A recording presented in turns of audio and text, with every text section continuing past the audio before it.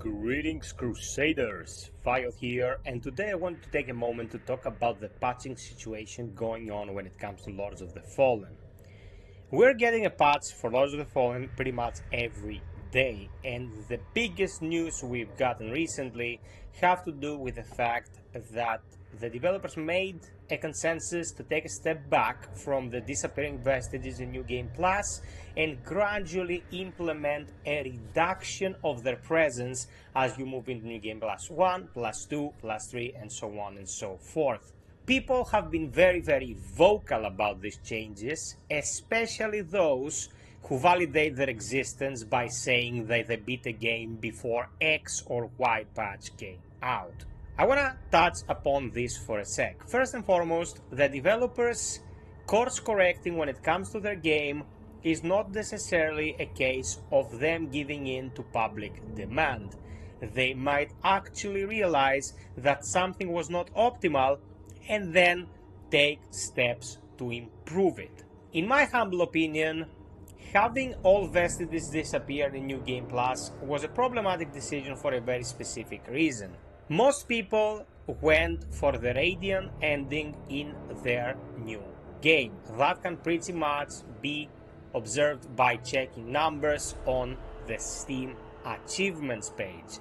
Most people went Radiant. That means the Adir ending and the Umbral ending are the ones that are left to do. And especially for the Umbral ending, when we're talking the depths and the way to get there, a lot of hassle and back and forth is required in order to reach specific destinations. You have to go back to Mohu and buy specific items in order to go back to the depths and give them to the altar in order to get the ending. So what are we getting? What are we earning from moving with the no Vestages approach? Well, not much. It was supposed to be a more hardcore experience, but the binary approach of having or not having any Vestages isn't actually helping the game's case when it comes to the ending.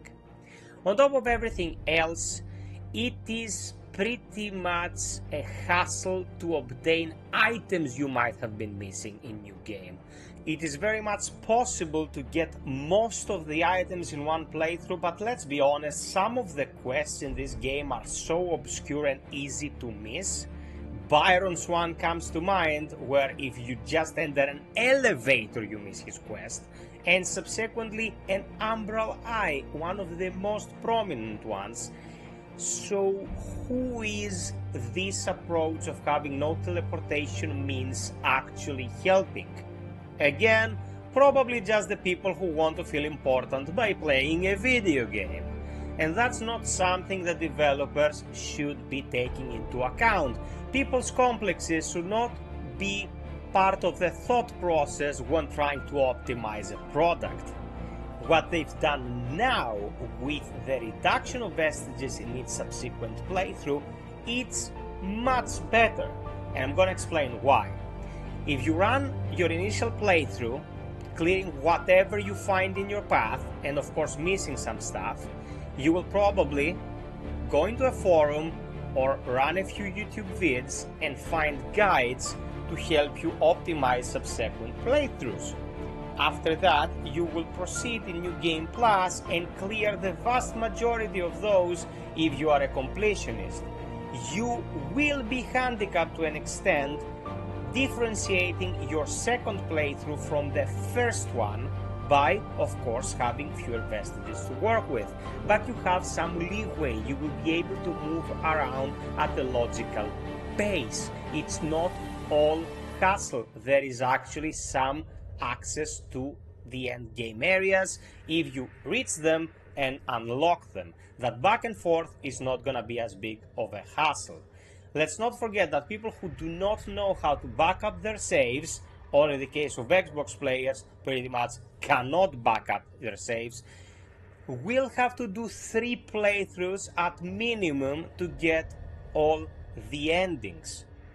These people should not be punished by having to run back and forth, guys. There are people who are very hardcore about these games and still have lives to lead and jobs to run. And I'm not one of those people saying, oh, implement an easy mode so I can raise my 7 children. No, the creative vision should be preserved. But there also has to be some replayability in here. New Game Plus in Lords of the Fallen is not the best implementation we can have. I came into this game fresh from Lies of P, and Lies of P's New Game Plus is phenomenal. It is amazing. It adds new layers to how the character can develop, new items, and the drops in the overworld are scaled so they make sense. I went into Lords of Fallen New Game Plus and I was picking up Vigor that would be usable in a level 5 character, but not in a level 150 character. No one went in there to recalibrate, and the least they could do was cut on the tiredness of it all by not having me run all over the world. And they did it.